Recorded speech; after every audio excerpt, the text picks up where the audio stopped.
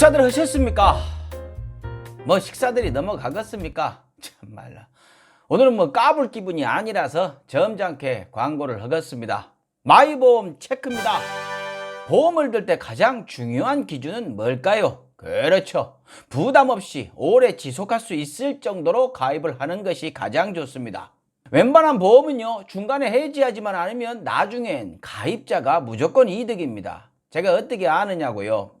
제가 정식으로 딴 보험 설계사 자격증이 있는 사람입니다. 근데 보험을 처음 들 때 불리한 조건에 부담스러운 가격에 가입을 하게 되면은요, 경제적인 문제가 생겼을 때 보험 들어놓은 것부터 째려보게 되어 있죠.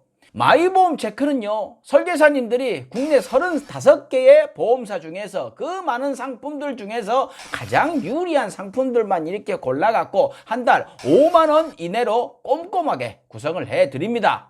이미 들어놓은 보험이 안 좋다고 없애느냐고요? 아니죠. 사기당한 정도가 아니라면 그냥 놔두고 빈 구멍을 갖다가 메워줍니다. 보험은요, 한 살이라도 젊을 때, 우리 아이 어릴 때 들어주는 것이 베스트인 것입니다. 뜨거운 민주시민이 대표로 있는, 아따, 이 대표님도 오늘 무지하게 열받으셨겠네. 이 마이보험 체크는요, 양심을 걸고 고객의 입장에서 업무를 봐주십니다. 검색창에 마이보험 체크, 무료전화 1800-7917 또는 카카오톡 친구 등록하시면 되겠습니다. 광고 끝! 럭셔리 칼럼 시작하겠습니다.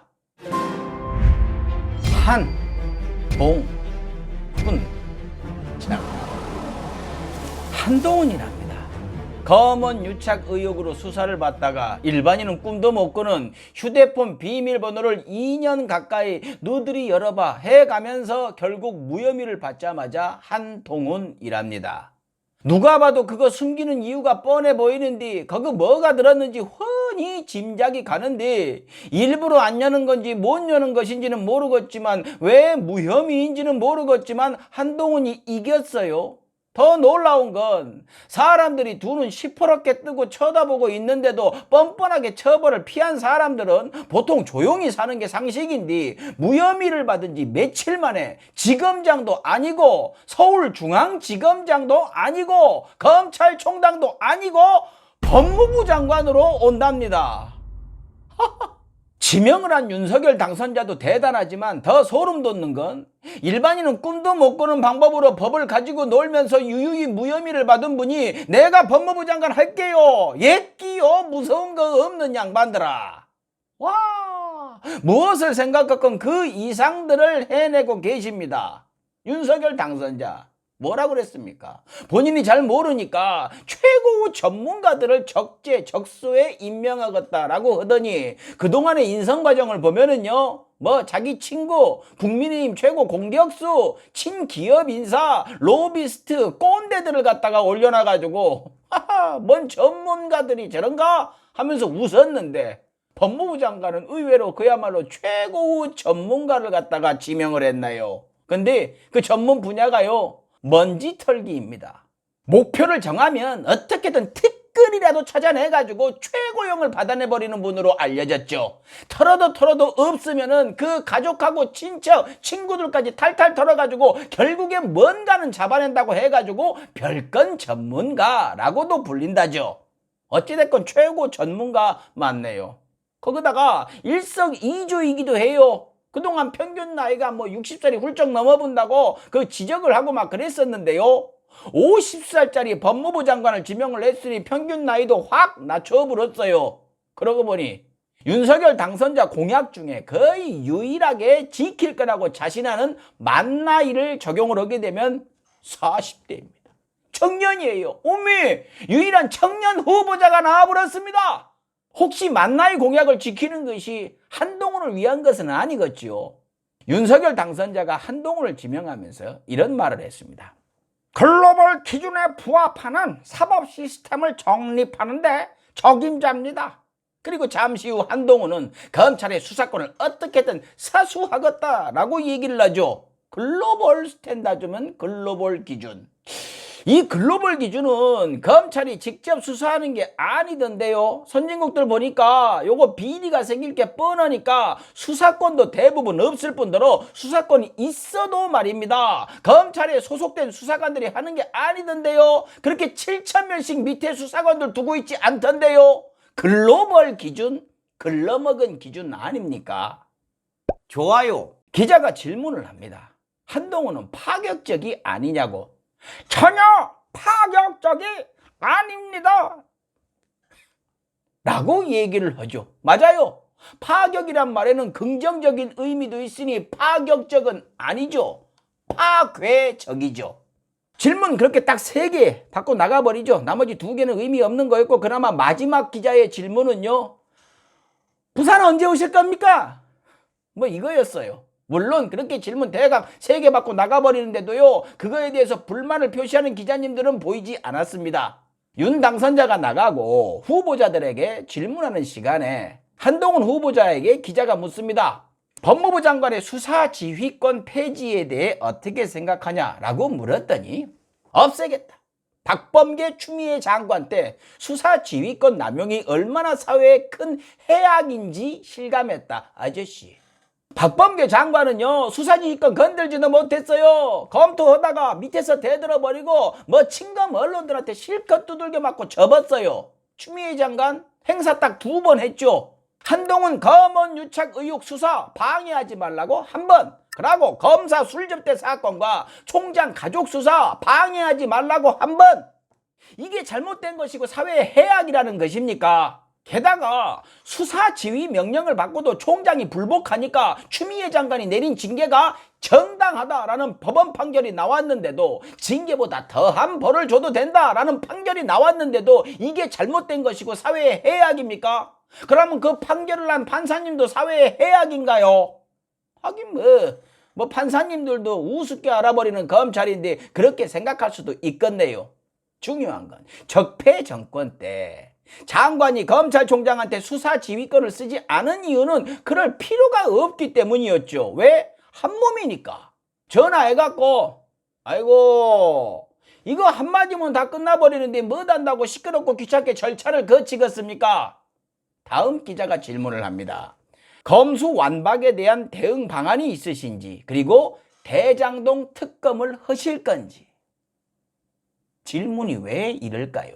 그렇죠. TV 조선 기자죠. 어디 안 가죠?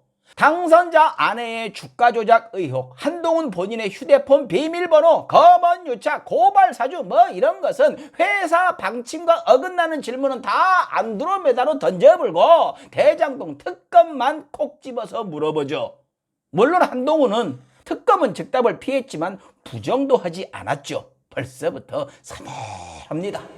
검수완박에 대한 질문도 대응 방안은 있으신가요? 라고 묻죠. 대응 방안. 공무원이 상부 지시를 따르는 것이 아니고 대응을 해야 한다라는 것이죠. 해경을 하루아침에 해체한다고 할 때 경찰들에게 없었던, 국방부를 하루아침에 이전하라는 명령에 군인들도 없었던 항명을 검사는 당연히 해야 하는 것으로 기자가 인식을 하고 있는 것이죠. 왜?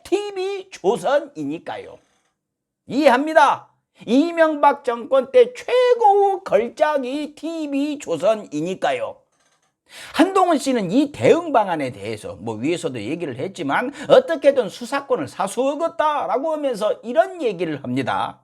이 나라의 모든 상식적인 법조인, 언론인, 학계, 시민단체가 만장일치로 반대를 합니다. 아저씨, 말장난하지 마세요. 장난치지 마시라고요. 상식적인 사람들은 만장일치라고요? 어떤 상식입니까? 본인 기준에 맞는, 자기 입맛에 맞는 상식 아닙니까? 그럼 검찰 정상화를 얘기하는 사람들은 비상식적인 사람들입니까? 내가 이렇게 생각하는데 반대를 해버리는 사람들은 상식이 없는 거예요. 그게 바로 전형적인 엘리트 의식이라는 겁니다. 그런 분들이 공직자 하면 위험해요. 그러고 일반인들의 생각은 집어넣지를 않은 걸 보니까 생각 자체를 안 하는 모양입니다. 그래서 한동훈 후보자가 걱정이 되는 겁니다. 공직자는 모든 국민을 생각해야 하거든요. 섬기는 자세가 되어 있어야 하거든요. 내 말 들어야 사람 대접한다, 이런 자세면 안 되는 거거든요. 라고 거짓말도 하셨어요. 민병과 참여연대도 반대를 한다. 아저씨, 반대한다고 언제 말을 했습니까? 어디 한번 볼까요? 민변은요, 검찰개혁은 해야 하지만 국민에게 불편을 끼치면 안 된다. 참여연대는 수사권 분리의 대원칙에는 찬성하지만 너무 급하게 하면 부작용이 있을 수 있다 라고 얘기를 했어요. 어디에 반대한다는 얘기가 있습니까? 그래서 한동훈 후보자가 걱정이 되는 겁니다. 공직자는요, 정직해야 하거든요. 본인 때문에 논란이 생겼을 때 그만둬버릴 거 아니면요, 적어도 본인 휴대폰 정도는 공개할 수 있을 정도의 삶을 살아야 하거든요. 본인이 더 잘 알지 않습니까? 본인이 직접 수사해갖고 폐가망신을 시켰잖아요. 공직자는 자녀가 봉사활동 시간을 정확하게 맞추지 않거나 봉사활동 했다고 주는 상장에 요만큼이라도 문제가 있으면은 인생 전체를 부정당하고 감옥에서 4년 정도는 썩어야 한다는 본보기를 본인이 보여주셨잖아요. 그 기준을 본인이 세웠지 않습니까? 다른 사람은 몰라도 당신만큼은 조국 전 장관 기준에 딱 맞춰서 해야 되는 거 아닙니까? 도대체 청문회, 당신 그 청문회 어떻게 버텨내려고 그렇게 자신있게 손을 드신 겁니까? 조국 전 장관 기준을 똑같이 들이댔을 때 뭐 1시간 정도는 버틸 수 있으세요? 지금까지 본인이 받았던 의혹들은 처벌이 불가능하다는 검사 입장에서 받으신 의혹이라 그렇다 쳐도 이제 사생활까지 국민들 앞에 쫙 진열을 하셔야 하는데 괜찮으시겠어요? 자신이 있으세요? 자신이 있으신가 보죠? 뭐 아무리 문제가 커도 장관 자리는 국회에서 표결을 하는 것이 아니니까 대통령이 땅땅땅 하면 되는 것이니까 그냥 뭉개고 들어가서 앉아버리면 된다고 생각하십니까? 그렇게 되면 당선자한테 부담이 아주 클 텐데 괜찮겠어요? 뭐 다 때려잡아 버리면 됩니까? 그러면 국민들이 가만히 안 있을 건데 괜찮겠어요? 국민들도 다 때려잡아 버리면 되는 겁니까? 혹시 윤석열 당선자가 한동훈 씨 부탁을 들어줄 수밖에 없는 그 무엇인가가, 사람들은 모르는 그 무엇인가가 있나요? 그런 건 아니겠죠. 설마 뭐 그럴 리가 있겠습니까? 근데 만약에 그렇다면 뭐 무조건 임명이 되시겠네요. 하긴 그렇게 그냥 밀어붙여버려도 든든한 대형 친검 언론들이 있으니까 잘 포장해주고 잘 묻어줘 버리니까 믿고 가실 수도 있겠네요. 한동훈 법무부 장관 후보자 요 임명하는 걸 보면서요, 더 좋아 이러는 의견도 있습니다. 저도요, 이 내장 깊은 곳에서는 그런 마음도 들어요. 근데 이것이 민주당의 호재니 선거에 유리하니 뭐 하는 얘기를 넘어서요, 이 유불리 같은 것을 떠나서 한동훈 법무부 장관은요 너무나도 충격입니다. 와, 윤석열 당선자가 뭐 이 정도일 줄은 몰랐어요. 청년이 살기 좋은 나라를 만들겠다고 하더니 그 청년이 한동훈일 줄은 몰랐네요. 제가 한동훈을 이토록 싫어하는 것은요, 무서워서 그럽니다. 조국 전 장관 가족을 도륙하는 모습을 보고 공포를 느꼈어요. 너무 무서운 사람이에요. 그래 놓고요, 더 무서운 건 본인만 억울해하고 있습니다. 자기만 아프고 상대방이 아픈 것을 인지하는 감정이 있나 싶을 정도입니다. 자, 지금 이 쭉 보면서 민주당 보고 있습니까?